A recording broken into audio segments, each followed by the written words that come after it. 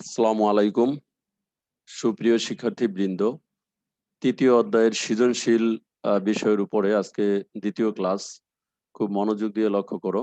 প্রথম যে সৃজনশীলটা সেটা হচ্ছে 4 নম্বর সৃজনশীল। উদ্দীপকটা সম্পূর্ণ একটা চিত্র দেয়া আছে। তো আসলে আমাদের পদার্থবিজ্ঞানের সৃজনশীলগুলোর চিত্রের ভাষা আমাদের বুঝতে হবে যে আসলে চিত্র কি বলতে চায়। এই জিনিসটুকু আমার নিজের মতো করে আমাকে একটু বুঝে নিতে হবে। চিত্রে একটা ল্যাঙ্গুয়েজ থাকে যে চিত্র আসলে কিছু বলতে চায়। যেমন আমরা এখানে চিত্র থেকে যেটা বুঝতে পারতেছি সেটা হলো পি একটা বস্তু আমরা দেখতে পাচ্ছি। হ্যাঁ? আবার এখানেও চলে আসছে পি একটা বস্তু, অর্থাৎ একটাই বস্তু, তাহলে যেহেতু ২ জায়গায় পি লেখা। তো এখানে পি বস্তুর বেগ ছিল 0 মিটার পার সেকেন্ড, আর এখানে পি বস্তুর বেগ হইছে 40 মিটার পার সেকেন্ড। আর মাঝখানে এই পি থেকে পি এর অবস্থানের মধ্যবর্তী দূরত্ব হয়ে গেছে 100 মিটার। এবং নিচে দেওয়া আছে পি বস্তুর ভর হচ্ছে 5 কেজি, আর ঘর্ষণ বল হচ্ছে 10 নিউটন। এখন আর এখান দিয়ে একটা জিনিস দেওয়া আছে যে অ্যারো দিয়ে একটা বল প্রয়োগ বোঝানো হয়েছে 10 নিউটন। তো আসলে এখানে যে তথ্যটুকু দেয়া আছে উদ্দীপক থেকে যেটা পাচ্ছি সেটা হলো পি বস্তুর আদি বেগ আছে 0 মিটার পার সেকেন্ড, শেষ বেগ হচ্ছে 40 মিটার পার সেকেন্ড, আর পি বস্তুর ভর হচ্ছে 5 কেজি। পি বস্তুটি অলরেডি 100 মিটার দূরত্ব অতিক্রম করছে। আর এটা যে মেঝে দিয়ে চলতেছে সেই মেঝের ঘর্ষণ বল হচ্ছে 10 নিউটন। আর পি বস্তুর উপরে প্রযুক্ত বল, অর্থাৎ প্রযুক্ত বল হচ্ছে এই এফ। তা আমরা জানি যে প্রযুক্ত বল পুরোটা কাজে লাগে না, প্রযুক্ত বলের কিছু অংশ ঘর্ষণ বল হিসেবে বাদ যায়, বাকিটা কার্যকর বল হিসেবে ব্যবহার হয়। এ হচ্ছে মোটামুটি আমাদের এখানে। তো আমার এই প্রশ্নে চাইছে যে প্রযুক্ত বলের মানটা বের করে, যে গ নাম্বারে এফ নির্ণয় করো। এফ মানে হচ্ছে আমার এই পি বস্তুর উপরে প্রযুক্ত বল, আমরা দেখতেই পাচ্ছি। তার মানে পি বস্তুর উপর যে প্রযুক্ত বল এফ সেটা বের করো। এ হচ্ছে আমার প্রশ্ন। তো কিভাবে প্রযুক্ত বল বের করব সেটার ফর্মুলা আমরা অলরেডি আগেই জানি। সো নতুন কিছু না, আমি সুতরাং একটু বলে যাচ্ছি যে উদ্দীপক থেকে পাই আমরা পি বস্তুর ভর এম সমান 5 কেজি, পি বস্তুর আদি বেগ 0 মিটার পার সেকেন্ড, শেষ বেগ 40 মিটার পার সেকেন্ড, অতিক্রান্ত দূরত্ব হচ্ছে 100 মিটার। ঘর্ষণ বল এটাকে আমরা সবসময় এফ কে দ্বারা প্রকাশ করি, সেটা হচ্ছে 10 নিউটন। এখন আমাদের যে কাজটা করতে হবে সেটা হলো এই তথ্যটুকু থেকে ত্বরণের মানটা বের করতে হবে। এই কাজটা আমি করি নাই, এই কাজটা তোমাদের জন্য বাদ রাখছি। আশা করি তোমরা খুব সহজে এটা করে ফেলতে পারবে, কিন্তু আমি ফর্মুলা দিয়ে দিছি। এই যে প্রযুক্ত বল আমরা এখানে বের করব, প্রযুক্ত বল। আচ্ছা, এখানে একটু প্যাচ লাগে এরকম। আচ্ছা, আমি এটাকে আসলে ঠিকই রাখি, ওটাকে আর না ঘুরাই। আমি এখানে F1 দিয়ে দিলাম প্রযুক্ত বলকে, কারণ আমরা এর আগে যে অঙ্কটা করছি সে সমস্ত অঙ্কে আমরা প্রযুক্ত বলকে F1 বলতাম। তো এখানে প্রযুক্ত বলকে F1 বললে আমাদের ইকুয়েশন ম্যাচ করবে, তাই আমরা এটাকে F1ই বললাম। এই যে প্রযুক্ত বল F1 সমান হল। এখন প্রথমে আমি যে কাজটা করব সেটা হলো, আমরা জানি ভি স্কয়ার সমান ইউ স্কয়ার প্লাস 2s, এই সমীকরণটা ব্যবহার করি। ভি স্কয়ার সমান ইউ স্কয়ার প্লাস 2s এই সমীকরণটা ব্যবহার করে এখান থেকে ত্বরণ এর মানটা বের করব। কিভাবে? এখান থেকে খুব সহজেই আমি এই যে ভির মানটা জানি দেওয়া আছে, ইউর মানটা জানি, এস এর মানটা 100 মিটার দেওয়া আছে।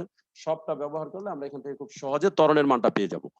দেন সেই ত্বরণের মানটা এনে এই যে পরবর্তী আমার যে সমীকরণ আবার F1 সমান F প্লাস Fk, এটা আমাদের আগেই জানা সমীকরণ। এই সমীকরণটা কোথা থেকে আসছে আমরা জানি যে F1 হচ্ছে প্রযুক্ত বল, প্রযুক্ত বল সমান কার্যকর বল যোগ ঘর্ষণ বল। কার্যকর বল হচ্ছে F, আর Fk হচ্ছে ঘর্ষণ বল। হ্যাঁ, এই যে আমরা এখানে বসাই দিলেই হবে।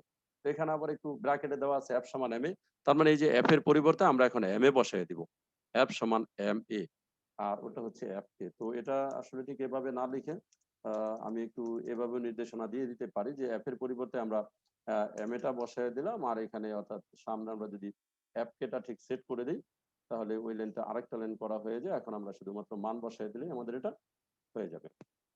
ওকে, আমার পরের প্রশ্ন হচ্ছে 100 মিটার অতিক্রম করার পর প্রযুক্ত বল অপসারণ করলে বস্তুটি প্রথম থেকে সর্বমোট কত সময় পরে থেমে যাবে? তাহলে এই যে 100 মিটার যে অতিক্রম করলো সেই পর্যন্ত কিন্তু বস্তুটার ত্বরণ ছিল, আমরা যে ত্বরণের মানটা গ নম্বরে বের করছি। তো যেহেতু সেখানে ত্বরণ ছিল তার মানে সেখানে প্রযুক্ত বল ছিল। তো বল এবং ত্বরণের ক্রিয়ার কারণে সে 100 মিটার দূরত্ব অতিক্রম করছে। কিন্তু 100 মিটার দূরত্ব অতিক্রম করার পর তার থেকে প্রযুক্ত বলটা সরিয়ে নিব। এখন আমরা অলরেডি বলছি যে বস্তুর উপর থেকে যদি প্রযুক্ত বল সরিয়ে নেওয়া হয় তাহলে সে সমবেগে চলতে থাকবে। বাট যদি তার উপরে কোনো ঘর্ষণ বল কাজ করে তাহলে ওই সমবলের ক্ষেত্রে তখন শুধুমাত্র ঘর্ষণ বলটা ঋণাত্মক বল হিসেবে কাজ করবে, এবং সেই ঘর্ষণ বলটা ওই গতিশীল বস্তুটাকে ধীরে ধীরে থামিয়ে দিবে। তার মানে সেখানে বল হিসেবে শুধু ঘর্ষণ বলটাই কাজ করবে। আচ্ছা, তো গাণিতিকভাবে ব্যাখ্যা করে এটা আমাদের টোটাল কতটুকু সময় লাগবে সেটা জানা দরকার। তো টোটাল মানে হচ্ছে প্রথমে এই ক্ষেত্রে কতটুকু সময় লাগছে 100 মিটার সেটাও জানি না।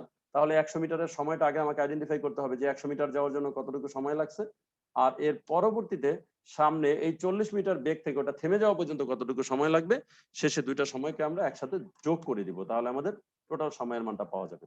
একটু লক্ষ্য করো, উদ্দীপক থেকে পাই পি বস্তুর ভর m সমান 5 কেজি। এটা আমাদের উদ্দীপকে দেওয়া আছে, সেখান থেকে আমরা নিয়ে নিলাম আদি বেগ 0, শেষ বেগ 40, দূরত্ব s সমান 40 মিটার। এখান থেকে আমাকে সময়ের মানটা বের করতে হবে।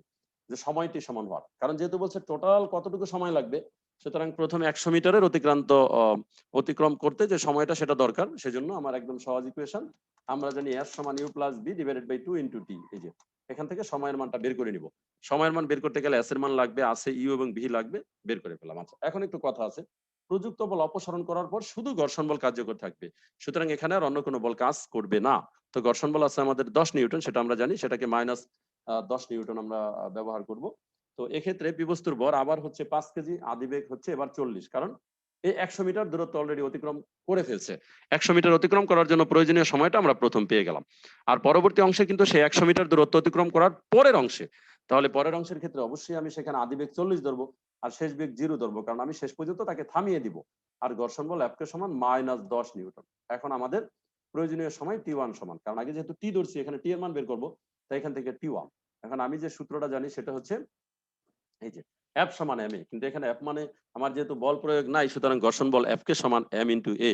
তো m ইন্টু a সমান হচ্ছে v minus u divided by T1। এখন মান যখন বসাবো, এই যে F এর মান বসাবো -10, আর এখানে v মাইনাস ইউ, v হচ্ছে 0, ইউ হচ্ছে 0, এখান থেকে T1 আমি জানি, এখান থেকে T1 এর মানটা খুব সহজে আমাকে বের করে ফেলতে হবে। দেন সেই T1 এর মান এবং t এর মান যদি একসাথে যোগ করে দেই, তাহলে আমরা মোট সময়টা পেয়ে যাব। আচ্ছা, পরবর্তী সৃজনশীল একেবারে সহজ না, আসলে আমাদের প্রত্যেকটা সৃজনশীলই নতুন কিছু কনসেপ্ট আছে। আমরা যেটা দেখতেছি, পরবর্তী সৃজনশীল সিলেট বোর্ড 2017-তে আসছে, আমরা দেখতেছি যে এখানে 3টা বক্স রাখা আছে, বক্সের মতো, অর্থাৎ তক্তা। এখানে এবিসি 3টি ভিন্ন পুরুত্বের তক্তা। প্রথমটার পুরুত্ব 2 সেন্টিমিটার, পরেরটা 3 সেন্টিমিটার, পরেরটা হচ্ছে 4 সেন্টিমিটার। প্রথমটার নাম এ, পরেরটা বি, পরেরটা সি, এরকম। তো 10 গ্রাম ভর বিশিষ্ট একটি বুলেট, তার মানে একটা গুলি আর কি, একটা বুলেট যার ভর হচ্ছে 10 গ্রাম, তাকে আমরা 300 মিটার পার সেকেন্ড আদি বেগে, অর্থাৎ এতটুকু বেগে এবিসি তক্তাত্রয়ের পুরুত্বের সমষ্টির এক তৃতীয়াংশ প্রবেশ করাবো। অর্থাৎ সোজা কথা হচ্ছে, এই দিক থেকে আমরা বন্দুক থেকে গুলিটা ছুড়বো।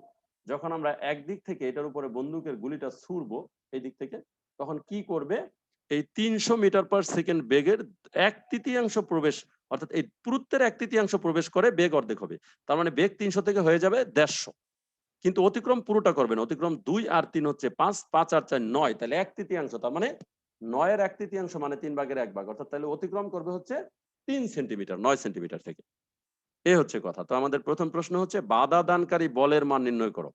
তো বাধা দানকারী বলের মান কত সেটা আমরা দেখি, 11,250 নিউটন। এটা কিভাবে পাবো? উদ্দীপক থেকে পাই, বুলেটের ভর m সমান 10 গ্রাম, সেটাকে আমার কিলোগ্রাম বা কেজিতে পরিণত করতে হবে, করে দিছি।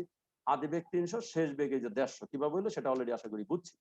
আর এই দূরত্বের ব্যাপারটা আমাকে একটু বুঝে নিতে হবে সুন্দরভাবে, অর্থাৎ তক্তাত্রয়ের পুরুত্বের সমষ্টির এক তৃতীয়াংশ। তাই আমি প্রথমে 3টা যোগ করলাম, 2 যোগ 3 যোগ 4, তাতে 3 2 5 আর 4 9 হইলো, 9 ডিভাইডেড বাই 3, তাতে উত্তর হয় 3 সেন্টিমিটার। এই যে অর্থাৎ এই 3 সেন্টিমিটার, তাহলে 3 সেন্টিমিটারকে আমি যদি 100 দিয়ে ভাগ করি তাহলে মিটারে পরিণত করতে পারি। এখন প্রযুক্ত বল F সমান পাঠ, যেটা, কারণ আমার বাধাদানকারী বল বলছে। তা আমরা F বের করার জন্য F সমান ma, আমরা জানি F সমান ma, কিন্তু এখন এখানে একটা প্রশ্ন আছে, যেটা যে অতিরিক্ত কিছু কাজ আমাকে করে নিতে হবে, সেটা আমি তোমাদের জন্য রেখে দিছি। যে F সমান ma, তো এটা বের করবো আমি জানি, বাট m এর মান তো দেওয়া আছে, এ তো নাই। তো এর মানটা কিভাবে বের করবো? তাহলে এর মানটা বের করার জন্য এই যে এই ফর্মুলাটা v স্কয়ার সমান u স্কয়ার প্লাস 2s, এই ফর্মুলাটা ব্যবহার করে আমি প্রথমে ত্বরণের মানটা বের করে নিব। এইটা এটা এটা ব্যবহার করে আমরা প্রথমে ত্বরণের মানটা বের করে নিব, এরকম। অর্থাৎ আমি ইকুয়েশনটা এখানে এভাবে দিয়ে দিলাম, যে প্রথমে ভি স্কোয়ার সমান ইউ স্কোয়ার প্লাস 2s, এই ইকুয়েশনটা এভাবে দিয়ে, এখানে হয়তো পাশে আমি এভাবে বোধহয় দিয়ে দিতে পারি যে এ সমান ভর। অর্থাৎ এই সমীকরণ থেকে প্রথমে আমরা এর মানটা বের করে নিব। এই যে তারপরে দ্বিতীয় আমাদের যে সমীকরণটা, সেটা হচ্ছে এফ সমান এম, এটা। তো এখানে আমরা আমরা জানি লিখতে পারি, বা আমরা এখানে শব্দটা লিখে দিতে পারি। আচ্ছা, তো সেখান থেকে আমরা এটা বের করে নিব প্রথমে। এই যে এখানে লিখে বি স্কোয়ার সমান u square plus square minus 2s, কারণ যেহেতু কমছে, অর্থাৎ আমার যেহেতু বেগের মানটা কমে গেছে, তাই আমরা এখানে মাইনাস দিছি। বি স্কোয়ার সমান ইউ স্কোয়ার মাইনাস 2s, এখান থেকে এর মানটা বের করবো, তারপরে আমরা জানি এফ সমান আমি বসাই দিলাম। আচ্ছা, পরের প্রশ্ন, বুলেটটি অবশিষ্ট পুরুত্ব ভেদ করতে পারবে কিনা। এখন অবশিষ্ট পুরুত্ব বলতে ঠিক কতটুকু বোঝানো হয়েছে সেটা আমার বোঝা দরকার। টোটাল যেহেতু 9 সেন্টিমিটার, তাহলে 3 সেন্টিমিটার চলে গেল, তাহলে বাকি আছে 6 সেন্টিমিটার। তো বুলেটের পক্ষে বাকি 6 সেন্টিমিটার প্রবেশ করা পারবে কিনা বা সম্ভব কিনা, তো সেটা আমরা দেখি। আসলে আমরা একটু দেখবো যে আর কতটুকু সে ভেদ করতে পারবে। তো এটা শুরু কি, গ থেকে পাই বুলেটের ত্বরণ, এই যে এ, আমরা গ থেকে এখান থেকে যে ত্বরণের মানটা পাবো সেটা আমরা গ থেকে এখানে পাই লিখে দিব। তো অবশিষ্ট পুরুত্বের মানটাও একটু আইডেন্টিফাই করে দিলাম আমি, কিভাবে সেটা এতটুকু হইলো। এই যে 2 যোগ 3 যোগ 4, টোটাল কত ছিল 9, সেই 9 থেকে আমরা বিয়োগ করলাম 3, বিয়োগ করে এই যে সেন্টিমিটারটাকে মিটার বানিয়ে 0.06 মিটার আমার অবশিষ্ট আছে। তো এবার অঙ্ক করা শুরু করি। আদি বেগ 150, শেষ বেগ হচ্ছে 0, দূরত্ব s1 সমান হোয়াট? তো আমরা জানি এই যে সূত্র v স্কয়ার সমান u square plus 2a s1। আগে যেহেতু গ নম্বরে একটা s ছিল তাই আমরা এখানে s1 দিলাম। তো আমরা এখানে s1 এর মানটা বের করে দেখলাম 0.01 মিটার হইছে। বাট আমার বাকি ছিল 0.06 মিটার। যেহেতু সামনে আরো 0.06 মিটার বাকি ছিল বাট অতিক্রম করছে 0.01, সুতরাং এটা বের করতে পারবে না। তো যশোর বোর্ড 2016 প্রশ্নটা দেখতেই পাচ্ছ তোমরা, খুব সহজ একটা প্রশ্ন। এটা আমি এখন এটা নিয়ে কথা বলবো। স্থির অবস্থান থেকে যাত্রা শুরু করে 600 কেজি ভরের একটি গাড়ি 0.2 মিটার পার সেকেন্ড সুষম ত্বরণে 60 সেকেন্ড চলার পর 400 কেজি ভরের স্থির পিকআপ ভ্যানের সাথে ধাক্কা খেয়ে আটকে একত্রে 7.2 মিটার পার সেকেন্ড বেগে চলতে থাকে। ওকে, উদ্দীপকের ট্রাকটি পিকআপ ভ্যানের সাথে ধাক্কা খাওয়ার আগে কতটুকু দূরত্ব অতিক্রম করে? তাহলে ট্রাক কিন্তু আগে আর পিকআপ ভ্যানটা হচ্ছে সামনে। আর ট্রাকের আদি বেগ হচ্ছে 0, ত্বরণ হচ্ছে 0.2, সে 60 সেকেন্ড চলবে। চলে তারপরে সে ওই পিকআপ ভ্যানের সাথে ধাক্কা খাবে। তাহলে ধাক্কা খাওয়ার আগে কতটুকু দূরত্ব অতিক্রম করবে? আমি শুধু সূত্রটা দিয়ে দিছি, আশা করি তোমরা পারবা। s সমান ut প্লাস হাফ অফ এটি স্কয়ার। এখান থেকে উত্তর হবে 360। তাহলে আমি যদি দূরত্ব বের করি তাহলে আমার প্রথমে আদিবেগ জানা দরকার। এই যে আদিবেগ 0 আমরা দেখতে পাচ্ছি স্থির অবস্থান থেকে চলা শুরু করছে। তারপরে সময় দরকার, আমরা এটা 60 সেকেন্ড নিয়ে নিব। হাফ ইনটু এ ত্বরণ দরকার 0.2, আমরা দেখতে পাচ্ছি ত্বরণের মানটাও দেওয়া আছে। আর সময় দিয়ে আমরা এখানে গ নম্বর অঙ্কটা করে ফেলবো, আশা করি খুব সহজে পারবো।